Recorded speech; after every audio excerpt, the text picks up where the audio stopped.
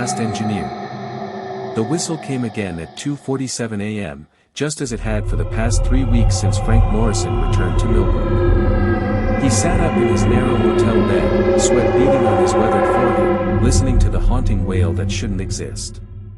The freight line had been dead for 15 years. Frank had worked those tracks for 37 years before retirement, pulling double shifts on the midnight runs that carried grain and lumber through the heart of rural Pennsylvania. He knew every mile marker, every crossing, every curve where the rails bent around Widow's Hill. He also knew the sound of train 447's whistle, a deep, mournful note that seemed to carry the weight of all the lonesome nights he'd spent in that cab. But 447 had been scrapped in 2009, along with the rest of the rolling stock when the line shut down. The locals at Murphy's Diner had been talking about the sounds for months. Old-timers claimed they'd heard the whistle echoing through the valley, seen phantom headlights cutting through the fog that rolled in from the river.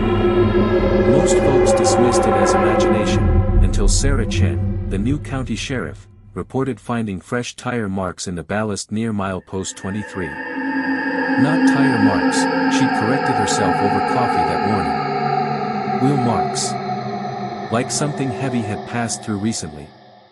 Frank had come back to Millbrook to settle his late brother's estate, but the stories kept him awake. 43 years he'd worked the rails, first as a brakeman, then an engineer. He'd seen men lose fingers, watched cars derail in winter storms, pulled the emergency brake for deer, drunks, and once, memorably, a black bear with cubs. But he'd never seen anything that couldn't be explained. Until Jimmy Kowalski went missing. Jimmy had been Frank's fireman back in the diesel days, when they still called them that out of habit. A good man, steady hands, the kind of railroader who could read track conditions by the sound of the wheels. He'd moved to Florida after retirement, but came back every few years to visit his sister. 3 days ago, they'd found his rental car parked at the old Millbrook depot, keys still in the ignition. No sign of struggle, no indication where he'd gone. Just an empty car and size 11 boot prints leading toward the abandoned tracks. Now Frank stood at his motel window, staring out at the tree line where the old right-of-way cut through the darkness. The whistle had faded, but something else caught his attention, a faint glow moving slowly through the trees, like a locomotive headlight making its impossible journey. He dressed quickly, grabbed his flashlight, and drove to the depot. The building stood empty and weather-beaten, its windows boarded up, weeds growing through cracks in the platform. Frank had spent countless hours here during his career, loading cargo manifests, checking brake systems, arguing with dispatchers over radio static. Now it felt like a tomb. The boot prints were still visible in the soft earth beside the tracks, just as Sheriff Chen had described.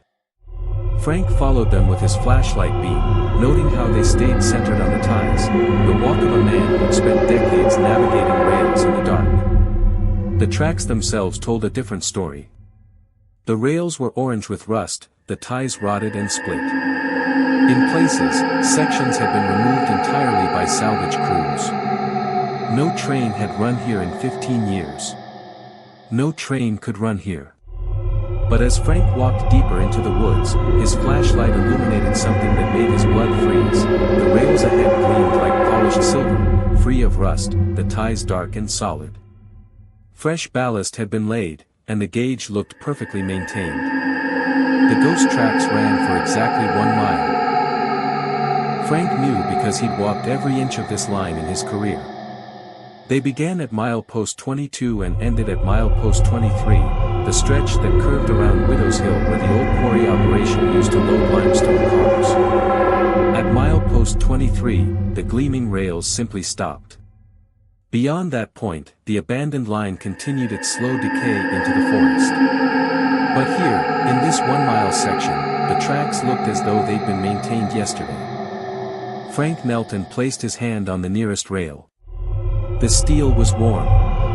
That's when he heard the rumble. It started as a vibration in the rails, the familiar rhythm every engineer learned to read like a heartbeat. Something big was coming, and coming fast. Frank stepped back from the tracks, his flashlight beam searching the darkness ahead. The headlight appeared first, a brilliant white circle cutting through the fog.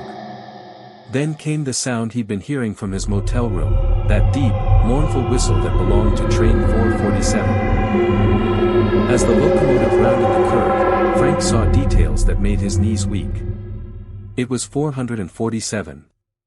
Every scratch on the cab, every dent in the cowcatcher, every detail exactly as he remembered. The diesel engine growled with that particular throaty rumble of a GP40-2, and in the cab window, backlit by the instrument panel, he could see a figure in engineer's overalls. The train slowed as it approached, air brakes hissing. Frank found himself walking forward, drawn by decades of habit and something deeper, a pull he couldn't resist. The locomotive stopped beside him with a final sigh of compressed air. The cab door swung open. "Evening, Frank." Jimmy Kowalski climbed down from the engineer's seat, looking exactly as he had 20 years ago, before the gray hair, before the arthritis, before retirement had bent his shoulders. "Been waiting for you, Jimmy." Frank's voice cracked. "What is this? Where have you been?" "Working the night shift," Jimmy said, gesturing toward the locomotive. "Just like old times. We got a run to make, Frank. Last run on the line. The line's been dead for 15 years, Jimmy. This isn't real." Jimmy's smile was sad but understanding. "You always were the practical one. Come on up to the cab. See for yourself." Frank climbed the familiar steps, muscle memory guiding him in the dark. The cab was exactly as he remembered, worn vinyl seats, coffee-stained charts, the constant vibration of the diesel engine. But when he looked out the side window, the world beyond the 1-mile section of track had vanished. There was only darkness, as though the ghost rails existed in a bubble outside of time. "We got a cargo to deliver," Jimmy said, settling into the fireman's seat. "Been waiting in the yard for someone who knows the route." Frank looked back through the cab window and saw the train stretched out behind them, a string of freight cars that shouldn't exist, carrying cargo that cast no shadows. In the caboose window, he glimpsed another figure, Bill Martinez, who died in a crossing accident in 1987. Bill raised a hand in greeting. "What cargo?" Frank asked, though part of him already knew. "The ones who couldn't let go," Jimmy said quietly. "The ones who died with their hands on the throttle, their minds on the rails. We collect them, Frank. Give them one last ride before they move on. Like you. Like me.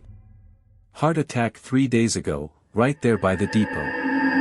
Couldn't understand why no one would answer when I called out. Took me a while to figure it out." Frank felt the weight of understanding settle over him like a heavy coat. "And me? You died in your sleep last night, partner. Peaceful, in that motel bed. But you're here because you need to see this through. Need to make this final run." The locomotive's air horn sounded, not the mournful whistle Frank had been hearing, but the short blast that meant, prepare to depart. Jimmy's hand moved to the throttle. "Where are we going?" "End of the line," Jimmy said. "Place where all the old trains go when their work is done." Frank looked out at the gleaming rails stretching ahead into darkness, then back at Jimmy, his old friend, his fireman, the man who'd shared 10,000 miles of midnight runs through Pennsylvania coal country. There were worse ways to spend eternity than in the cab of 447, making one last run with the crew who'd become his family. "Well then," Frank said, settling into the engineer's seat. "Let's take her out." He pulled the air horn twice, the departure signal, and pushed the throttle forward. Train 447 began to move, its wheels finding their rhythm on rails that existed only in the space between worlds, carrying its cargo of railroad men toward whatever destination awaited beyond the darkness. In Millbrook, Sheriff Chen would find Frank Morrison's body the next morning, peaceful in his motel bed. She'd also find that the mysterious marks near milepost 23 had disappeared, leaving only the rusted, abandoned rails of a line that had been dead for 15 years.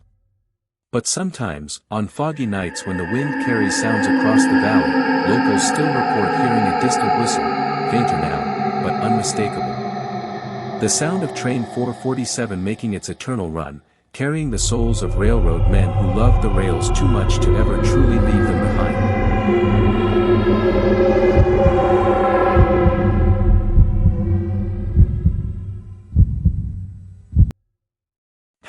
#The Signal Box. Marcus Thompson had worked the night shift at Blackwood Junction for 8 years, but he'd never seen anything like what happened on October 13, 2019. The official railroad investigation would later classify it as operator error resulting in fatal collision, but Marcus knew better. He knew what he'd seen in Signal Box 7 that night, and it wasn't human. Blackwood Junction sat in the heart of Missouri's freight corridor, where 3 major rail lines converged in a maze of switches, signals, and side tracks. It was the kind of place where split-second decisions meant the difference between smooth operations and twisted metal. Marcus ran the night board from 11 p.m. to 7 a.m., managing traffic flow through his computerized dispatch system and the old mechanical interlocking that still controlled the junction's eastern approach. The trouble started with Tommy Reeves. Tommy had been working Blackwood since the 1970s, back when everything was done with hand-thrown switches and telegraph keys. He was one of those old-school railroad men who could read track conditions by the sound of wheels on steel, who knew every signal bridge and mile marker between Kansas City and St. Louis. When the railroad modernized in the early 2000s, they kept Tommy on as a relief operator, the guy who filled in when the regular dispatchers were sick or on vacation. The problem was, Tommy had been dead for 3 weeks. Heart attack took him on September 22nd, right there in Signal Box 7 during a routine shift change. Marcus had found him slumped over the control panel, coffee still warm in his cup, the evening manifest spread across his desk. The paramedics said he'd been dead for hours. But 3 days after the funeral, the anomalies began. It started with the signals. Marcus would set the eastbound main to green, only to find it switched back to red when the next train approached. Switch alignments would change overnight, sending freight consists down the wrong tracks. The computer logs showed operator commands being issued from Terminal 7, Tommy's old workstation, even though the box had been locked and sealed after his death. Railroad management blamed software glitches and ordered a complete system overhaul. They brought in technicians from Omaha, replaced circuit boards, updated programming. For 2 weeks, everything ran smoothly. Then came the night of October 13th. Marcus was handling a complex traffic situation, eastbound grain train 394 approaching from the west, westbound intermodal 271 coming up the main from St. Louis, and a local freight switcher working the yard leads. Standard procedure called for 394 to take the siding while 271 ran through on the main, but as Marcus reached for the control switches, every screen in the dispatch center went black. Emergency lighting kicked in, bathing the room in red. The backup generators hummed to life, and slowly, the monitors flickered back online. But something was wrong with the display. Instead of the modern computer interface, Marcus was looking at the old mechanical signal board, the one that had been deactivated 15 years ago. Brass levers and switches gleamed in the emergency lighting. Track circuits glowed with colored lights that showed train positions exactly as they had in Tommy's era. And sitting at the controls, translucent but unmistakable, was Tommy Reeves himself.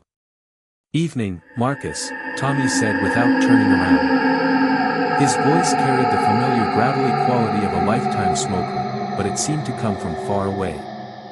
Hell of a night to be running trains. Marcus grabbed his radio, hands shaking.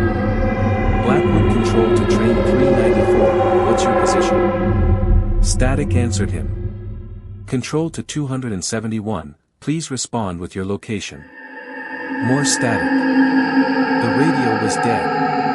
On the ghost signal board, colored lights showed both trains approaching the junction at track speed, 60 miles per hour of freight tonnage converging on the same piece of rail.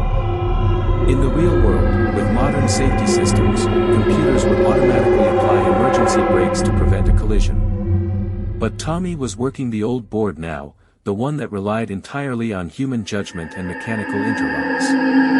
"Tommy, you need to stop," Marcus said, reaching for the manual override panel. Those trains are going to hit. Tommy's ghostly hand moved to the signal levers with practiced precision. Been watching you work, son. Good dispatcher, but you rely too much on those computers. Sometimes a man needs to feel the railroad in his bones. The eastbound signal dropped to red, but train 394 was already committed to the junction. On the board, its track circuit glowed amber as it passed the last clear signal before the crossing. Westbound 271 showed green aspects all the way in. Tommy had lined it straight through the main. Jesus Christ, Tommy, throw the switch. Send 394 to the siding. But Tommy just sat there, watching the lights creep closer to the intersection. Some lessons can't be learned from a computer screen, Marcus. Some mistakes have to be felt. Marcus lunged for the emergency phone, the direct line to the chief dispatcher in Kansas City. Dead. He tried his cell phone, no signal. It was as if Blackwood Junction had been cut off from the outside world, trapped in some pocket of time where only Tommy's rules applied. The track circuits painted the story in colored light, 394 approaching from the west at milepost 247, 271 closing from the east at MP 251. At their combined speed, they had less than 3 minutes before impact. Why are you doing this? Marcus demanded.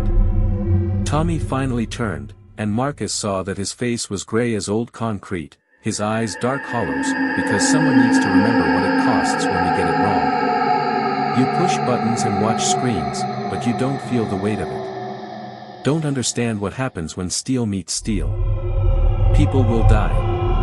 People already have died. Tommy's form began to flicker, becoming more transparent. Every mistake we make echoes down the line. Every signal we throw wrong, every switch we miss, it all adds up to moments like this. On the mechanical board, both trains were now visible on the approach circuits.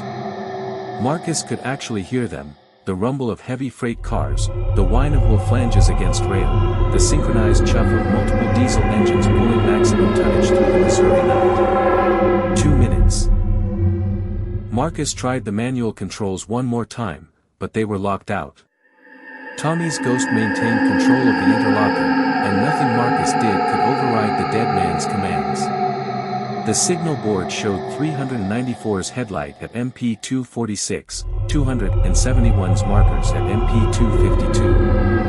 They were going to meet right at the diamond crossing in the heart of Blackwood Junction. Please, Marcus whispered. Don't let this happen. Tommy stood up from the control chair, his translucent form drifting toward the window that overlooked the tracks. Every railroader carries ghosts, son. Men who died because we threw the wrong switch, gave the wrong signal, made the wrong call. Tonight, you get to see what we carry. 1 minute. The sound was overwhelming now, 2 freight trains approaching at combined speeds of over 120 miles per hour, their air horns wailing as the engineers spotted each other's headlights and realized what was about to happen. Marcus pressed his face to the window and saw them. 394's triple-headed power consist thundering in from the west, 271's double-stacked container swaying as the engineer laid on the emergency brakes. Sparks flew from locked wheels. Air brakes screamed. But momentum doesn't care about human fear or mechanical intervention. Physics has its own schedule. 30 seconds. I understand, Marcus said quietly. I understand what you're trying to show me. Tommy turned back to him, and for a moment, his face looked almost human again. Do you really? The weight of it. The responsibility. Every decision we make affects real lives. That's right, son. And sometimes the only way to learn that lesson is to live through the consequences. 15 seconds. Marcus closed his eyes and waited for the impact, the thunderous crash of locomotives meeting, the scream of rending metal, the cascade of derailing cars that would turn Blackwood Junction into a graveyard of twisted steel and spilled cargo. But the crash never came. Instead, Marcus heard the familiar hiss of air brakes, the squeal of wheels on rail as trains came to controlled stops. He opened his eyes and saw the modern computer interface, all systems green, both trains safely positioned on their assigned tracks. 394 sat on the eastbound siding, 271 occupied with remain. Standard meet and pass, executed flawlessly. Tommy was gone. The mechanical signal board had vanished. The emergency lighting had switched back to normal fluorescence. Marcus's radio crackled to life. Blackwood Control, this is 394. We're tied down on the siding, waiting for 271 to clear. 394, roger. Stand by for signal indication.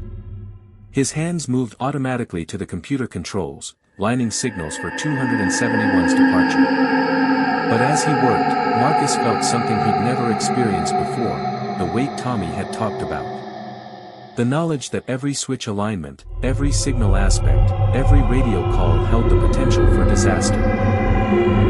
From that night forward, Marcus approached his job differently. He double-checked every move, questioned every assumption, never forgot that behind every track circuit and signal indication were real people depending on his judgment. He carried Tommy's lesson with him through every shift. But sometimes, especially on quiet nights when fog rolled in from the Missouri River, Marcus would catch a glimpse of movement in the sealed signal box 7. A translucent figure working the old mechanical controls, ensuring that the lessons of the past weren't forgotten by those who came after. The railroad's official report blamed the October 13th anomalies on electromagnetic interference from a nearby thunderstorm. But Marcus knew the truth: some ghosts exist to teach, not to haunt. And the most important lessons in railroading aren't found in training manuals or computer programs, they're carried in the hearts of men who understand what it truly means to hold lives in their hands. Tommy Reeves had been one of those men. And now, thanks to one impossible night at Blackwood Junction, so was Marcus Thompson.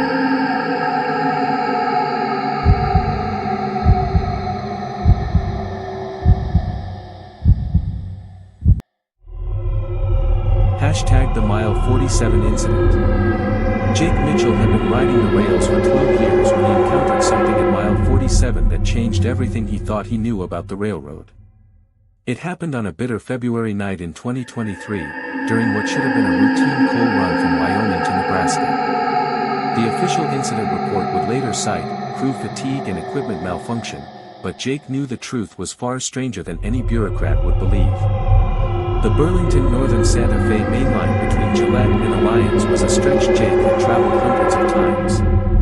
Mile 47 marked the approach to Devil's Canyon Bridge, a steel trestle that spanned a deep ravine carved by centuries of wind and water. The bridge itself was solid, built in 1952 and inspected annually, but the approach had always felt wrong to experienced crews.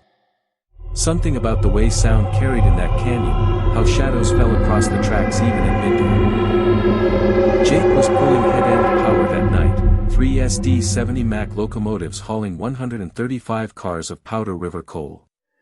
His conductor was Tommy Vasquez, a 20-year veteran who'd worked every major line west of the Mississippi. Tommy was the kind of railroader who could smell trouble before it showed up on the instruments, which made what happened next all the more unsettling. "You feel that?" Tommy asked as they approached Mile 46. He was staring out the cab window at the darkness ahead, his weathered face creased with concern. "Feel what?" Jake kept his eyes on the track, watching for the familiar landmarks that would signal their approach to the canyon. "Like we're being watched." Jake had learned to trust Tommy's instincts, but tonight felt different. The radio had been crackling with strange interference for the past hour, voices that didn't match any of the usual dispatchers, conversations that seemed to come from nowhere.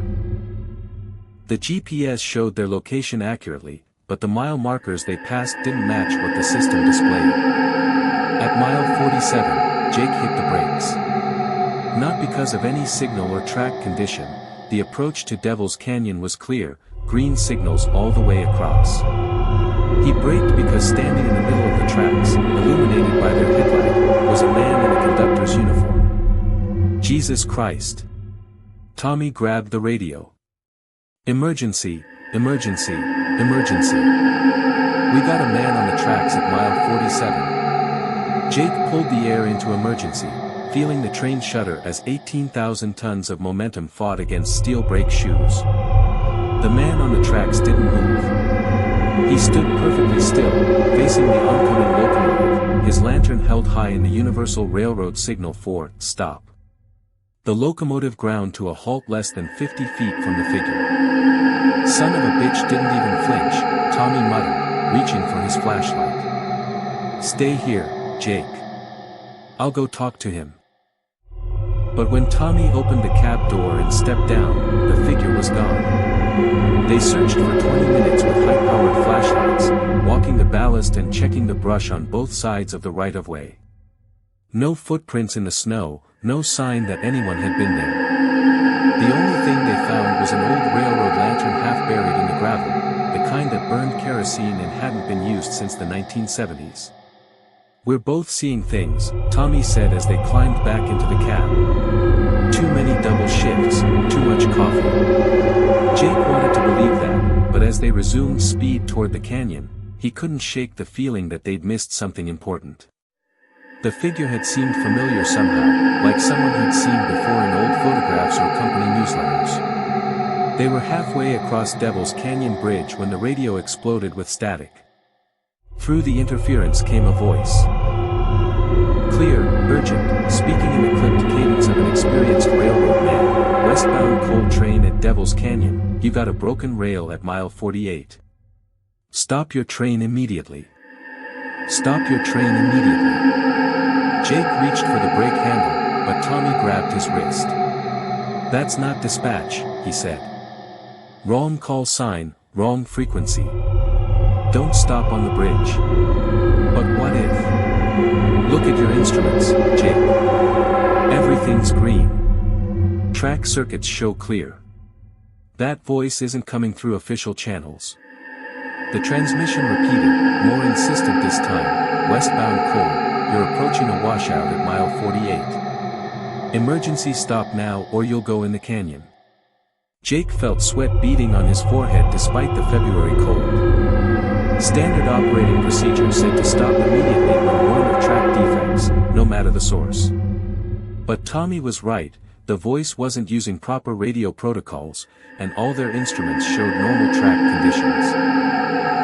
They cleared the bridge and entered the approach to mile 48. The track ahead was pristine, solid rail, properly maintained ballast, no sign of washouts or structural damage.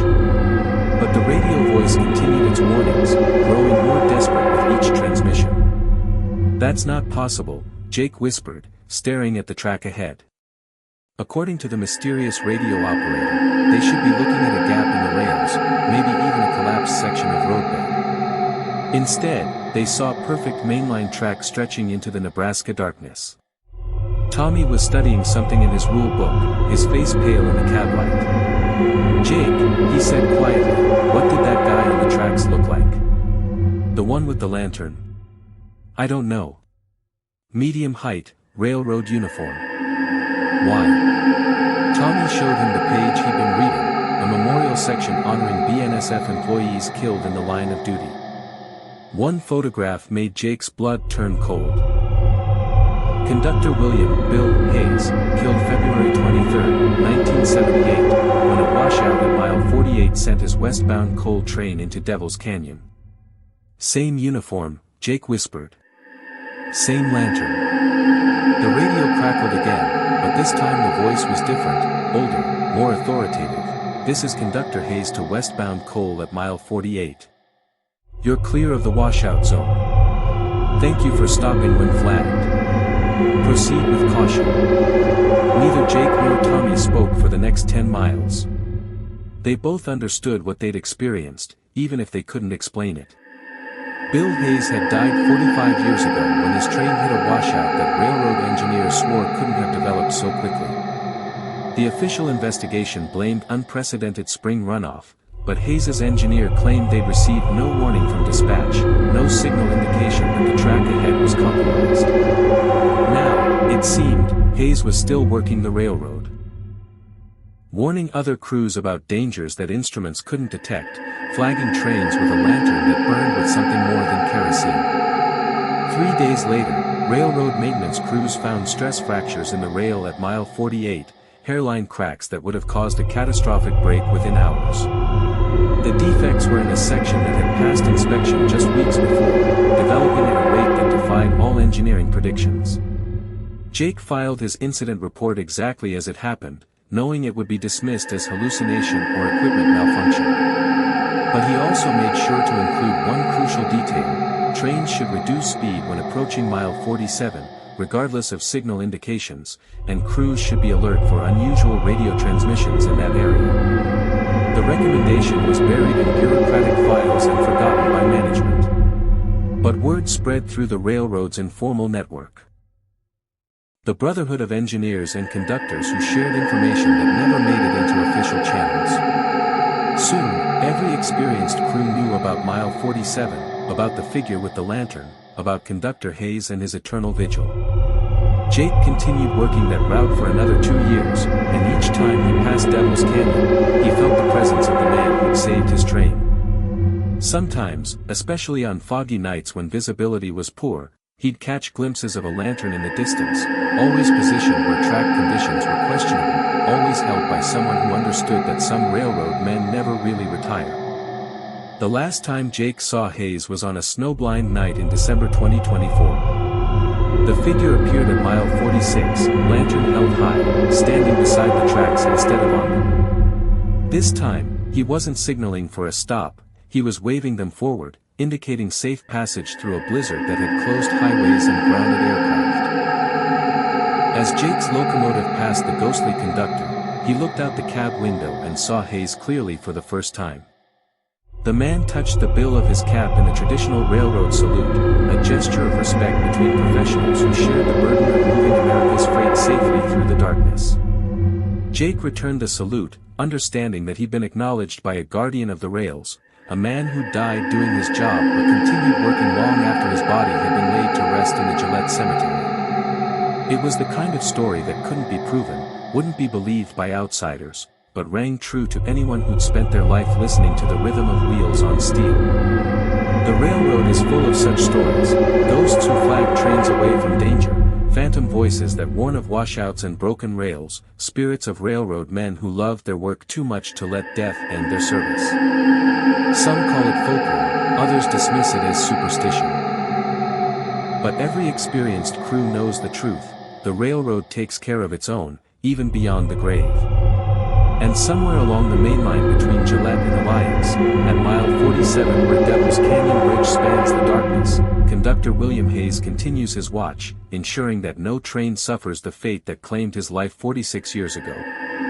His lantern still burns bright, a beacon of safety guided by the unbreakable bond between railroaders who understand that some duties transcend mortality itself.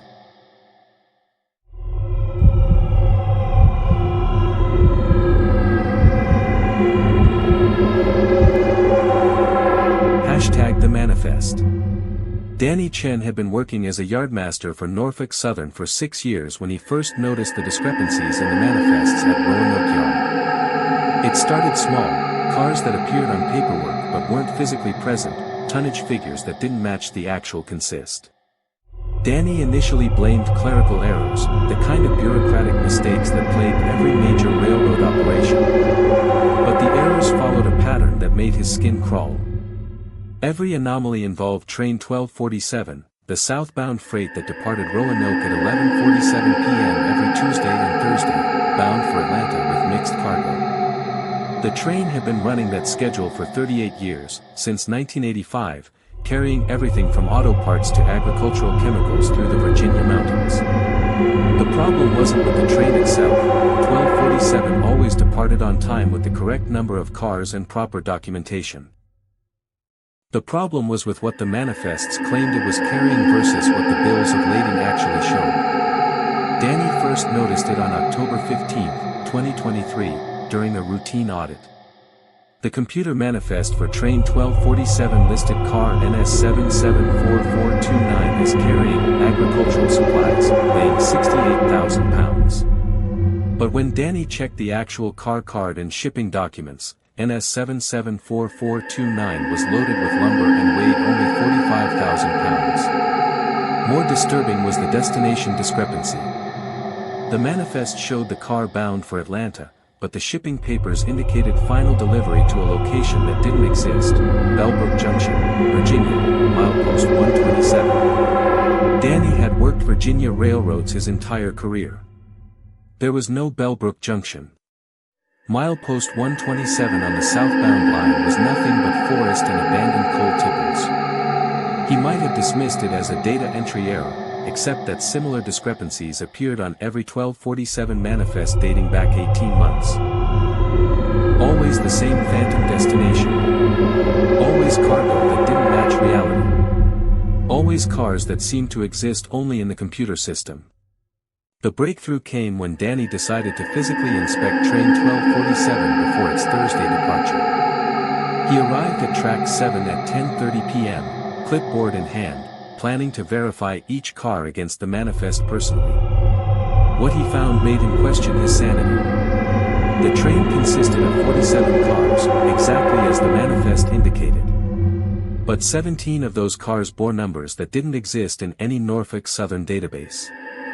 They were older cars, boxcars with wooden doors, tank cars with riveted construction, hoppers that predated modern safety standards.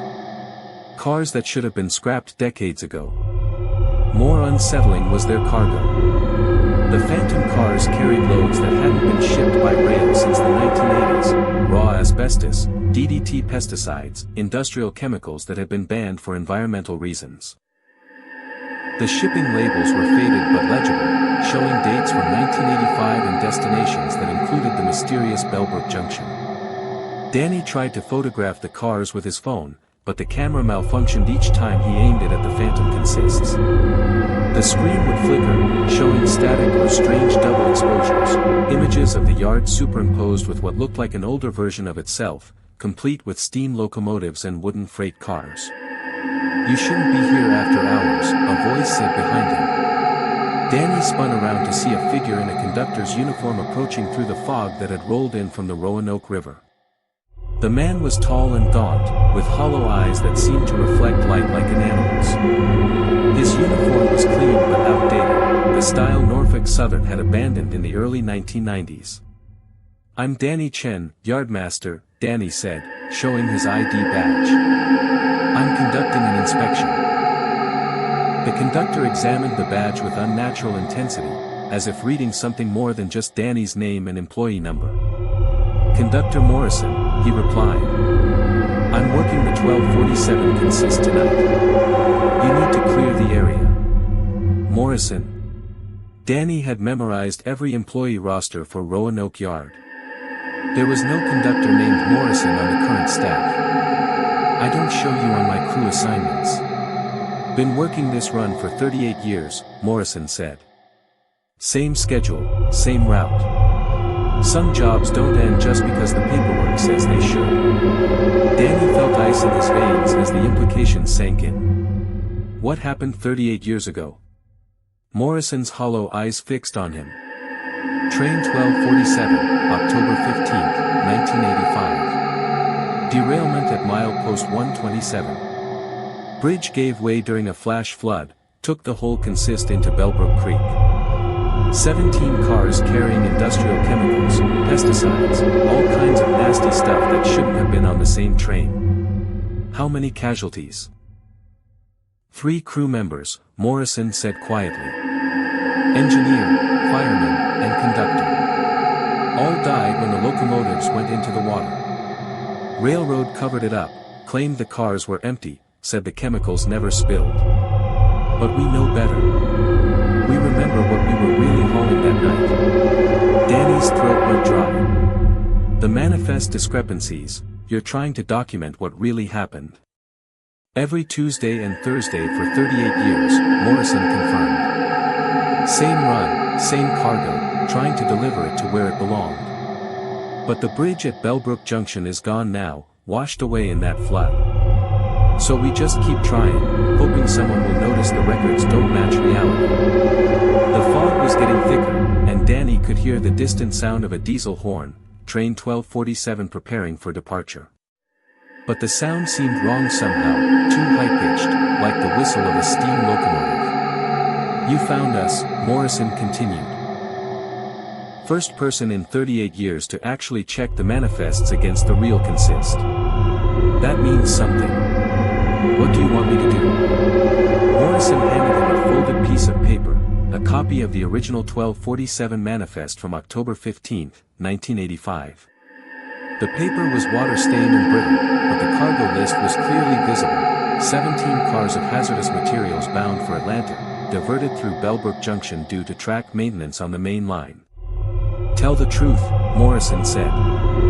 Real manifest, real cargo, real environmental disaster that the company swept under the rug. 3 men died trying to deliver poison to where it would do the least harm, and the railroad blamed them for the accident.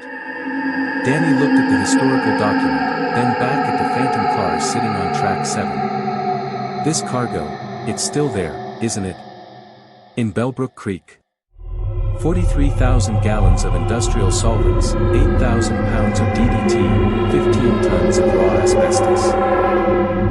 All sitting at the bottom of a creek that flows into the Roanoke River, eventually reaching Chesapeake Bay. The railroad said the cars were empty when they went into the water, but we know different. The diesel horn sounded again, closer now. Danny could see the headlight of the approaching locomotive, but it seemed to flicker like a kerosene flame, casting shadows that moved independently of their sources. I have to go, Morrison said. 1247 doesn't wait, even for ghost trains. But you have the manifest now. You know what really happened. Wait, Danny called, but Morrison was already walking away, fading into the fog like smoke. How do I prove any of this? Morrison's voice drifted back through the mist. Check the water quality reports for Bellbrook Creek. Look for chemical spikes every October 15th. The dead don't lie, Chen. Only the living do that. The locomotive reached track 7, and Danny watched in fascination and horror as the phantom cars were coupled into the consist. The ghost freight became part of the rail train, visible and solid, ready to make another attempt at delivering cargo that should have been delivered 38 years ago.